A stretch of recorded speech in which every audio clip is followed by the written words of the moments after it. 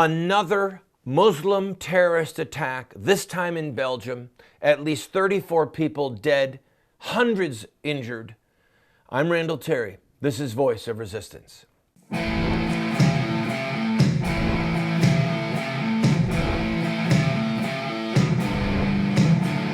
Those who forsake the law praise the wicked.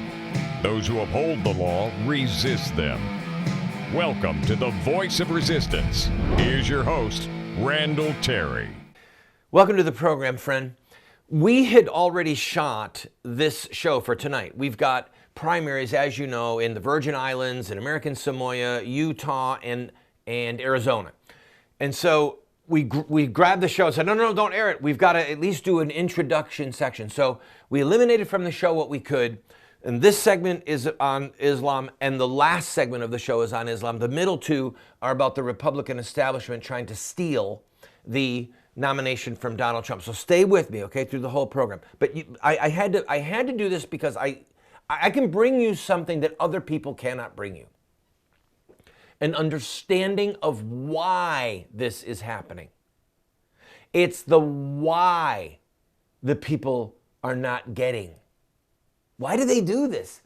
Because they are following the example of Muhammad. That's it. Islam is not what we wish it would be. Islam gets to speak on its own terms, and the weight of the words of the founder of Islam, Muhammad, get precedence and get superiority over all other words. Doesn't matter what someone on ABC News says or Fox or anywhere. It matters what Muhammad said. It matters what he did. And we have to have the courage to face it squarely and to look and read and to study and then say, okay, now I get it. Islam itself is the threat. Oh, but I know a lot of peaceful Muslims. That's not the issue. I know a lot of Catholics who use birth control, okay? I know a lot of evangelicals, 1/3 of them, according to the latest poll, that believe that it's okay to kill a baby by abortion. That just means that they're not good Catholics and they're not good evangelicals. They don't really follow their religion. So I'm tired of people confusing Islam as a school of thought with Muslims who don't follow that school of thought seriously and therefore don't kill us. Do you get it? Do you get the difference? Islam is the question. And Muhammad started Islam, and what he said goes. Listen to this. When he destroyed the city of Khaybar and they killed most of the residents and took the women as sex slaves, Muhammad took one of the women as a sex slave, Safiya. When he rode up that morning, when they started the battle against Khaybar, Muhammad yelled out, Allah Akbar! Khaybar is destroyed! That's why Muslims yell Allah Akbar. They're following Muhammad's example. Ali, his son-in-law, was commissioned to take the flag in and to fight. And here's Ali turned around and said, Allah's messenger, on what issue should I fight with the people? There wasn't even a cause. This was an unprovoked attack. And Ali had to stop and go, now why am I fighting them again? What's the cause? Muhammad said, fight with them until they bear testimony to the fact that there is no God but Allah and Muhammad is his messenger. That's it. That's it. Fight with them until they say, all right. There's no God but Allah. I see the dead bodies around me. I get it. There's no God but Allah and Muhammad is his messenger. That's how Islam took root. Listen to this last one. Fight in the name of Allah and in the way of Allah. Fight against those who disbelieve in Allah. Make a holy war. When you meet your enemies, invite them to 3 courses of action. Remember, this is Muhammad speaking. 1, invite them to accept Islam. If they respond to you, accept it from them and desist from fighting against them. Okay? Conversion at the point of the sword. All right, number 2, if they refuse to accept Islam, demand from them the non-Muslim tax. Okay? If they agree to pay the tax, accept it from them and hold off your hands. That's enslaving them like the Coptic Christians in Egypt. And then number 3, if they refuse to pay the tax, seek Allah's help and fight them. These are Muhammad's marching orders, friends. How much more simple can it get? All right, stay with me through the whole show. We've got to talk about the upcoming primary tonight with the Republicans. And in the last segment, I've got one other thing from Muhammad's lips I've got to read to you. I'll be right back.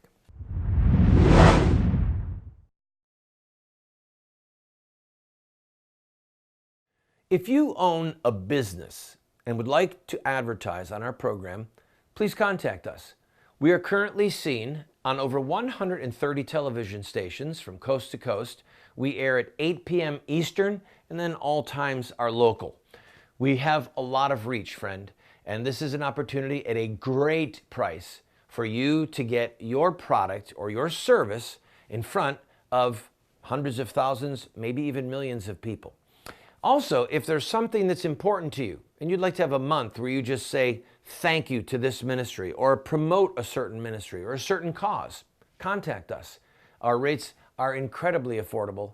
You'd be surprised. And you, again, can reach into hundreds of thousands, perhaps millions of homes. We're currently seen possibly in over 30 million homes. So give us a call, give us an email, and we'll put a commercial up for you.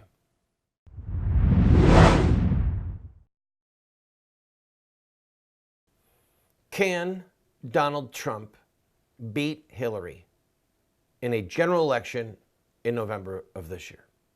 There's a lot of professionals that say it's simply not possible. The media hasn't begun to go after Trump, et cetera, et cetera. So I'm going to read to you actually one of these stories. Very interesting. The nation's Republicans are working against the clock to answer two key questions. Can populist Donald Trump possibly attract enough independent and Democratic voters to win in November? And if he is likely to lose, does Ted Cruz or John Kasich have enough time to challenge him for the GOP nomination? The consensus among political experts is that time has probably already run out for both of them, though they still appear the stronger choice to beat Hillary Clinton in November. But some experts caution, don't count Donald Trump out as a national candidate for the fall. He is not, they say, a McGovern or a Goldwater or, for that matter, a Mitt Romney or a John McCain. The fringe candidates who led their parties to one-sided defeats in 1972 and in 1964. Intellectuals don't want to take him seriously, but he does well with working-class voters. He would take the West, challenge Hillary in the South, and do well in the pivotal Midwest states like Ohio and Illinois, whose southern regions tilted toward Obama in 2012, they say. So this is a fairly well thought out piece showing the danger that Donald Trump poses for the Republican Party. And I'm making every last bit of this up. This is actually a news story from 1980. It's from March of 1980. And I just took out the name Ronald Reagan and put in Donald Trump. Oh, are you comparing Reagan to Trump? No. I'm just showing the idiocy involved in so-called political experts. Idiocy. So let's read the real story. Here's the one that ran in March of 1980. Okay, we're going back 36 years. The nation's Republicans are working against the clock to answer two key questions. Can conservative Ronald Reagan possibly attract enough independent and Democratic votes to win in November? And if he is likely to lose, has former President Gerald Ford enough time to challenge him for the GOP nomination? The consensus among political experts is that time has probably already run out for Gerald Ford, though he still appears the stronger choice to beat Jimmy Carter in November. But some experts caution, don't count Ronald Reagan out as a national candidate for the fall. He is not, they say, a McGovern or a Goldwater, fringe candidates who led their parties to one-sided defeats in 1972 and 1964. Intellectuals don't want to take him seriously. But he does well with working-class voters. He would take the West, challenge President Carter in the South, and do well in the pivotal Midwest states like Ohio and Illinois, whose southern regions tilted toward Carter in 1976, they say. Do you see how stupid this looks in retrospect? How absolutely juvenile? Stupid. I want to say the word stupid with as much contempt as I can pull up in my voice. You follow me? I'm not trying to be unkind, but it's stupid. It's not just stupid in retrospect. It was stupid at the time. And what they're saying about Donald Trump right now against Hillary in the fall is stupid. It's dumb. It's not intelligent, okay? Donald Trump is bringing Democrats in. He's bringing independents in. He's created the dream come true statistical look at who is voting for him. The problem is, it's him. They hate him. The Republican establishment hates him because he's not their man. They can't buy him. They can't bully him. They can't predict him. And they might not invite him to the parties. So let me point out one thing here that I thought was really interesting. These idiots, and I say that with all the charity that I can muster in my heart, these idiots in 1980, March of 1980, who wrote this piece and who analyzed it, they said they would rather have Gerald Ford up against Carter than Ronald Reagan. That went really well in 1976. Do you see the insanity here? Now, if we're going to beat Jimmy Carter, we need to go with a loser. We need to go with the guy who Carter beat in 1976, because now he's got a much better chance of winning. I'm sorry. Please forgive me. I used a Southern accent. And the Southern people, please forgive me. They have far more wisdom and more intelligence than the New York City, Washington, D.C. corridor, the political foolish prognosticators. So let's insert a New York accent to insult the political establishment. Oh, wait, no, I've got a New York accent. I've got the upstate New York accent.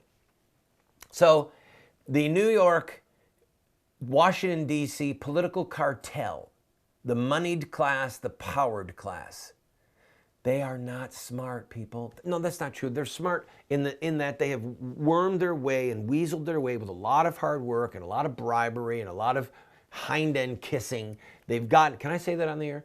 They've gotten to a place where they control a lot, okay?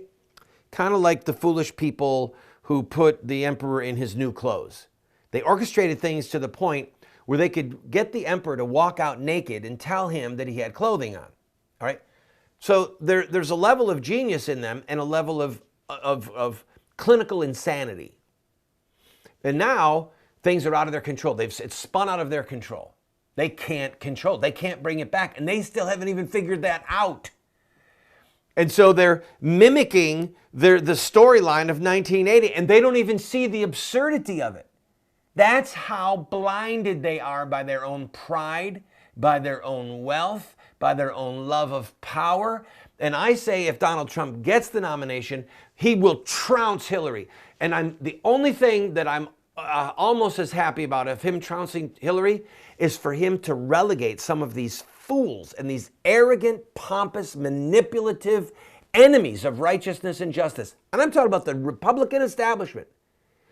I'm thrilled at the possibility of him pushing them into the political wilderness and giving them the retirement that they so richly deserve.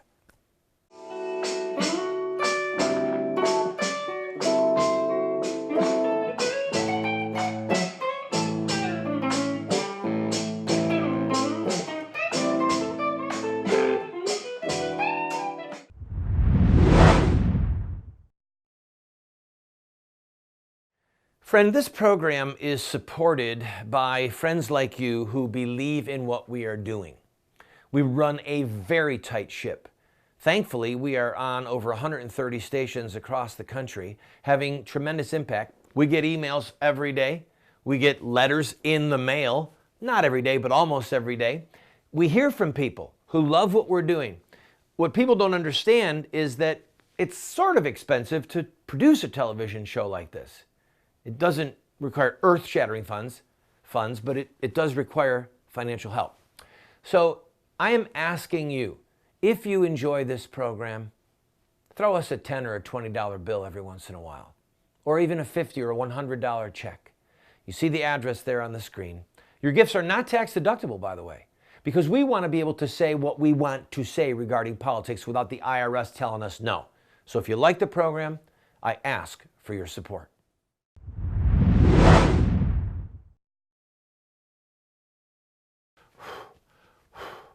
I'm getting a little worked up. I'm letting off a lot of steam. It's getting hot in here. Can you crank the AC on, please? All right. Why would the Republicans want Hillary? I want to take a look at this. I was speaking last night to some friends and family out of state. We did a call, and they were like, I don't understand why the Republicans are saying they don't want Trump.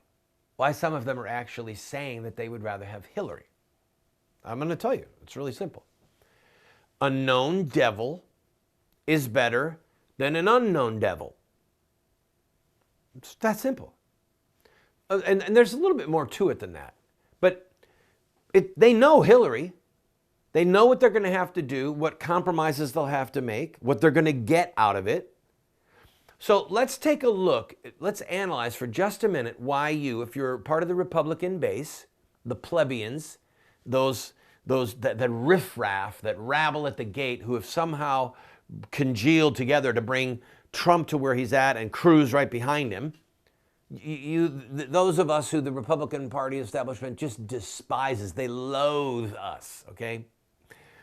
Let's ask ourselves, why? Why would they rather have Hillary than Trump? Well, many of them, okay, we're talking about the Chamber of Commerce Republicans, the wealthy Republicans. What do they want? They want amnesty. They want it, friends. Make no mistake about it. John McCain was doing the bidding of the moneyed Republican class. Now, why would they want amnesty for 13 million illegal immigrants? Why in the world would Republican establishment, small and medium business owners want amnesty for the Mexicans? You ready? Money. It's cheap labor. And they don't, it costs too much money for these businessmen to vet all of the people that are applying for jobs. They don't want the hassle of, are you a legal immigrant, an illegal immigrant? There's a federal agent who's going to show up and do a spot check. And.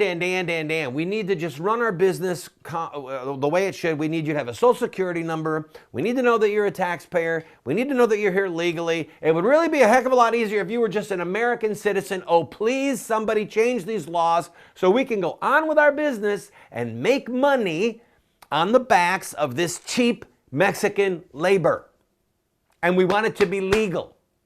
The end. All right? These are the kissing cousins of the people that sent jobs to Mexico and to Brazil and to the Pacific Rim, to China, to South Korea. This is the elite. This is the people that were interested in a bottom line. They didn't care about American jobs. When they sent these jobs to Mexico and then to China, they knew that American plants were going to close and they would throw American workers out of work. They didn't care. They cared about the money, the bottom line. I'm sorry. It's just the way it is. It's reality. They knew what they were doing when they did it. So they want to have Hillary win so that they can get amnesty, so they can get more money. The end. They don't want a wall. Do you understand? Well, we don't know what Trump is going to do. We want Trump to give us some of his policy initiatives. I'll tell you one. W-A-L-L. Wall. Now, why? Think this through with me. The Republican leadership, I've often said on this program that they're fools and that they're foolish. I've got a couple more minutes. So I'm going to do one more minute here. I want to make a point and then I'll do the last segment. What do you think is going to happen if those 13 million illegal immigrants from the southern border, if they get granted blanket amnesty or something that's really speedy? What do you think is going to happen politically? What party do you think they will register in? You think they're going to register as Republicans? Do you think that, really? I don't think so. They're going to register as Democrats. And then the Republican Party will never control the White House again. In my lifetime, in your lifetime, if those 13 million people become, if the majority of them become Democrat voters, then the Republicans will never be able to take the White House in the foreseeable future. Not going to happen. Not going to happen. So this is almost a suicide mission for some of these people.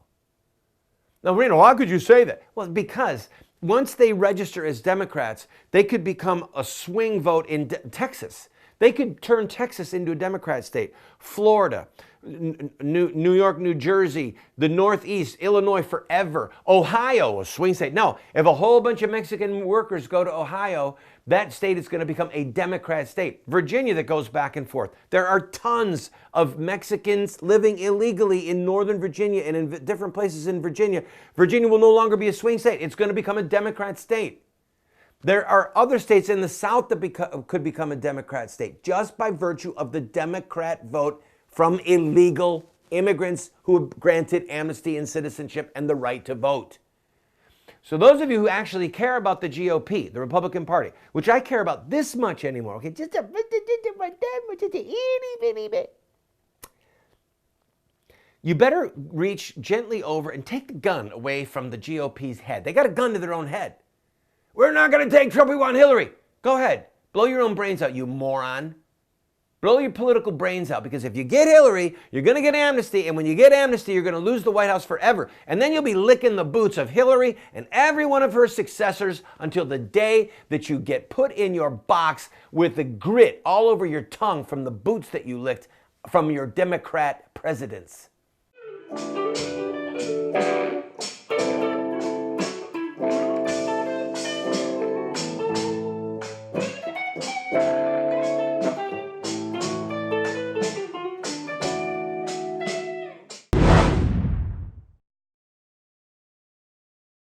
I want to invite you to go to our website. Almost every book that I have ever written is available as a PDF online for free. We have a ton of products, training materials, tools that are available for you for free. All we ask for is that you give us your email address. That's it, so that we can stay in touch with you, and yes, from time to time, ask you to support this work. So I'm inviting you, go to the website. Now, for those of you who say, well, I don't want a PDF, I want a real book. You can get one of my books. All you have to do is pay for shipping and handling, and then give whatever gift you want. And if you can't afford anything, we'll send you the book for free. Just pay shipping and handling. Why are we doing all this? Because we want to change the direction of the country, and we need to raise up a fresh generation of warriors to do that. That's why we have this tool. I invite you, go to the website, see for yourself.